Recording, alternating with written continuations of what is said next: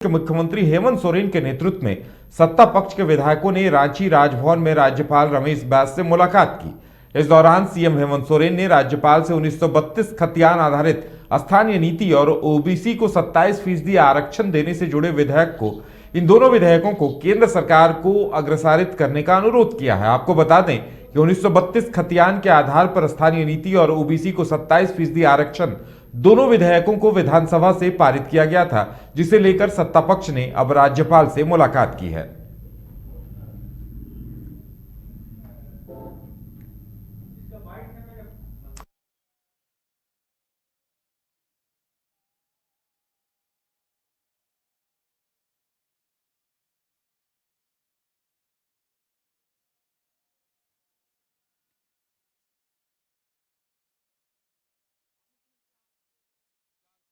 असफल हो रहे हैं। इसको लेकर बंद कर दिया गया। यहाँ के मूलवासी आदिवासियों के हक में जो हम लोगों ने नियोजन नीति बनाया था उसको रद्द कर दिया गया। लेकिन हमें इस बात की अंदेशा था कि पूर्व के उदाहरण को ध्यान में रखकर हम लोग आगे बढ़ भी रहे थे। कुछ ऐसी शक्तियां हैं इस राज्य में जो एन चेन प्रकार यहाँ के मूलवासी आदिवासियों के अधिकारों को छीनने का प्रयास कर रही है। और आपको सुनकर आश्चर्य होगा कि इस उच्च न्यायालय में जिन लोगों ने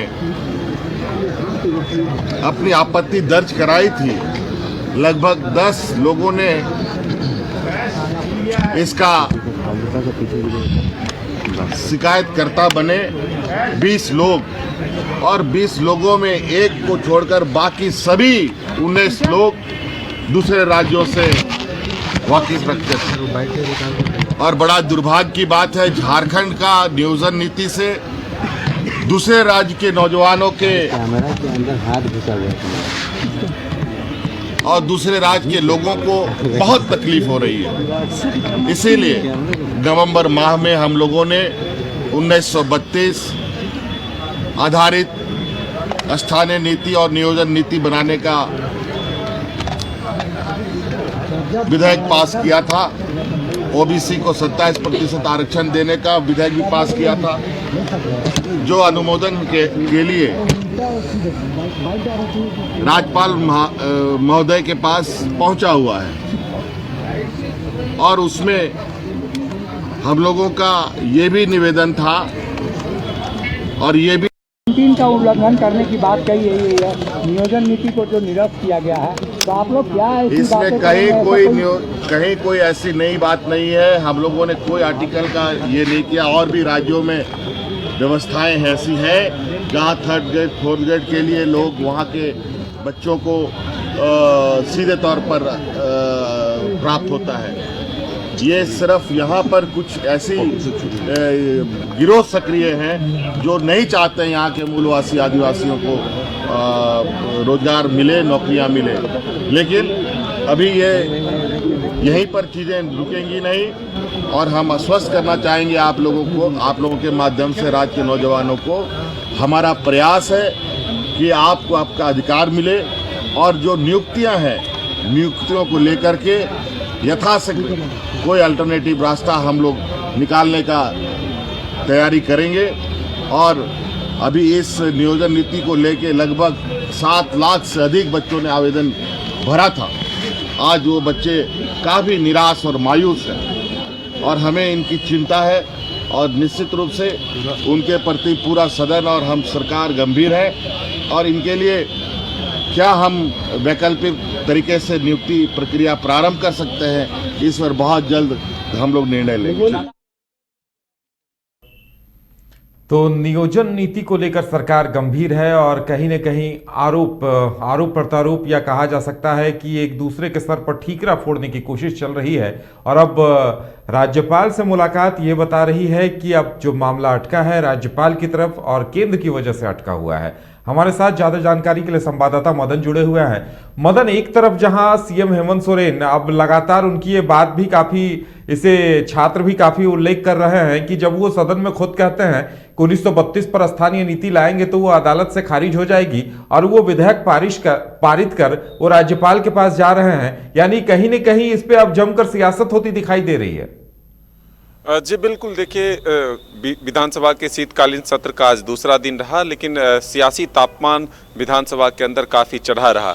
आप अगर देखें तो एक तरफ जहां इस नियोजन नीति के खिलाफ बीजेपी के विधायक सदन के बाहर और सदन के भीतर लगातार हंगामा करते हुए नजर आ रहे थे, सरकार को घेरते हुए नजर आ रही थी और सरकार के खिलाफ नारेबाजी कर रहे थे, हाथ में उनके पोस्टर थे, तख्तियां थे और वो ये कह रहे थे कि सरकार जो है सिर्फ झारखंड के लोगों के आंख में धूल झोंकने का काम कर रही है। वहीं दूसरी तरफ अगर आप देखें तो जिस तरह से लोकसभा में बीजेपी के सांसद निशिकांत दुबे ने बयान दिया, उसको लेकर के सत्ता पक्ष की तरफ से भी विधायक जो है आज बेल में उतरे और वो सीधे तौर पर मांग कर रहे थे कि यहाँ से एक लोकसभा अध्यक्ष को निंदा प्रस्ताव जाए और उनकी सदस्यता रद्द की जाए। तो एक तरफ जहां नियोजन नीति रद्द होने के बाद छात्र भी आक्रोशित हैं, तो वहीं दूसरी तरफ अब इसको लेकर के जमकर सियासत भी हो रहे हैं।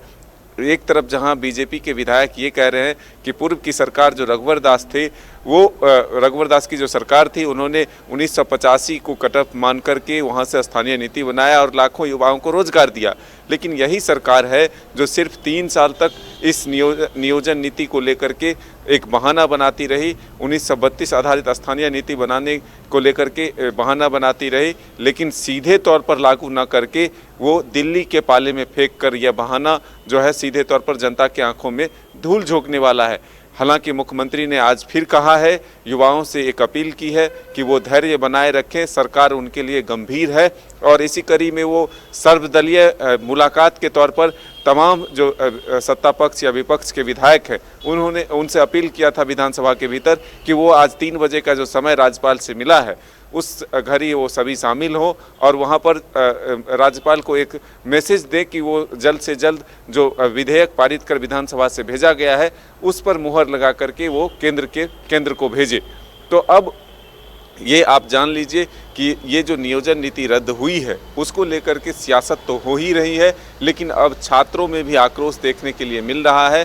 छात्र कल विधानसभा का घेराव करेंगे। अब देखना होगा कि कितनी संख्या में छात्र सड़क पर उतरते हैं, क्योंकि अधिकतर छात्र जो हैं वो पढ़ाई लिखाई में अपना समय व्यतीत करते हैं, लेकिन अब जब उनके भविष्य के साथ खिलवाड़ हुआ है तो वो इसको लेकर के किस तरह से विरोध करते हैं ये आने वाला वक्त बताएगा। लेकिन छात्र जो नेता हैं उनको 144 धारा उल्लंघन करने के मामले को लेकर के पहले ही नोटिस दे दिया गया है कि किसी भी तरह की अशांति ना फैले। तो अब ये देखना होगा कि छात्र नेता जो ये कह रहे हैं कि उनको डराने की कोशिश की जा रही है प्रशासन के द्वारा, सरकार के द्वारा, उससे वो डरने वाले नहीं है। वो अपने मदन, एक तरफ सदन में भी संग्राम होता दिखाई दे रहा है, तो जिस तरह से नियोजन नीति को लेकर छात्र आंदोलन कर रहे हैं, विपक्ष पूरी तरह का हावी होता दिखाई दे रहा है नियोजन नीति रद्द होने के बाद से, तो अब सीएम हेमंत सोरेन विधायकों को लेकर राज्यपाल के पास पहुंचे, तो कहीं न कहीं कोशिश यह है कि इसका ठीकरा केंद्र पर फोड़ा जाए कि अगर 1932 खतियान और ओबीसी आरक्षण नहीं हो रहा तो उसके पीछे केंद्र जिम्मेदार है। देखिए, ये पूरी तरह से आप छात्र नेता का जो बयान आप सुने उस पर ही ये फैसला है कि जिस तरह से कुछ महीने पहले ही मुख्यमंत्री सदन में ये कहते हैं कि ये कहीं से भी संभव नहीं है कि 1932 आधारित स्थानीय नीति लागू किया जाए, लेकिन जैसे ही झारखंड में ईडी की दबिश बढ़ती है, सरकार पर संकट दिखता है, उसके बाद आनन फानन में यह तय होता है कि अब हेमंत सरकार जो है वो 1932 आधारित स्थानीय नीति को लेकर विधानसभा से एक विशेष सत्र बुलाकर उसे पारित करेगी और वो नवी अनुसूची में शामिल करने के लिए केंद्र के पास भेजेगी। अब यहीं आकर मामला फंसता है कि बीजेपी लगातार ये कह रही है कि जो सरकार ये कहती है कि हम झारखंड के लोगों के हितों में काम करते हैं, आदिवासी मूलवासियों के हित के लिए काम करते हैं, तो वो सीधे तौर पर 1932 ही अगर लागू करना चाहते हैं तो वो यहीं पर लागू करे, उसको केंद्र तक भेजने की ज़रूरत नहीं है। केंद्र में अगर वो भेजते हैं तो इसका सीधा मतलब है कि वो इसे लटकाना चाहते हैं। क्योंकि पहले ही जब 2000 में राज्य अलग हुआ और उस समय जब बाबूलाल मरांडी की सरकार थी, तो उस समय बाबूलाल मरांडी ने यह प्रयास किया था कि 1932 को आधार मानते हुए स्थानीय नीति और नियोजन नीति लागू कराई जाए। लेकिन जो हुआ उसमें आप सभी जानते हैं कि किस तरह से राज्य में जो कानून व्यवस्था थी वो भी बिगड़े थे और न्यायालय से सरकार को मुंह की खानी पड़ी थी, यानी कि वापस लौटना पड़ा था।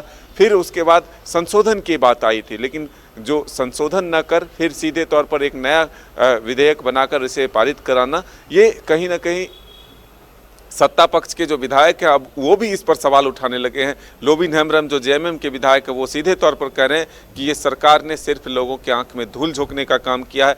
मुझे विश्वास था, हमें भी विश्वास में लिया गया था कि सरकार जो है वो यहाँ के लोगों के हित में काम करेगी, एक मजबूत कानून बनाने का काम करेगी, लेकिन हुआ कुछ उल्टा। आज जो हाईकोर्ट ने उसे रद्द किया है, ये होना था क्योंकि सरकार ने एक गलत नीति बनाकर आगे बढ़ाए अपना कदम बढ़ाया, तो ऐसे में सरकार को मुंह की खानी पड़नी ही थी। चलिए मदन, हमारे साथ जुड़ने के लिए और तमाम जानकारी देने के लिए आपका बहुत बहुत धन्यवाद। तो ये देखना दिलचस्प होगा कि सरकार जो एक तरफ छात्रों के आंदोलन का सामना कर रही है, वहीं सदन में विपक्ष के सवालों का भी सामना कर रही है। तो ये देखने वाली बात होगी कि सत्ता पक्ष क्या कदम उठाती है और आने वाले दिनों में क्या निर्णय लेती है, ताकि जल्द से जल्द जो रिक्तियां खाली है, जिन रिक्तियों के लिए छात्र फॉर्म भर चुके थे और परीक्षा की तैयारियों में जुटे थे, अब अचानक से परीक्षा रद्द होने के बाद उन्हें आंदोलन के लिए सड़कों पर उतरना पड़ रहा है। तो समाधान क्या होगा, इस पर सबकी नजरें होंगी। फिलहाल हमारे साथ इतना ही, हमें दीजिए इजाजत और आप देखते रहिए न्यूज़ बाइस्कोप। नमस्कार। तमाम ताजा तरीन खबरों के लिए देखिए न्यूज़ बाइस्कोप। अब जियो टीवी पर भी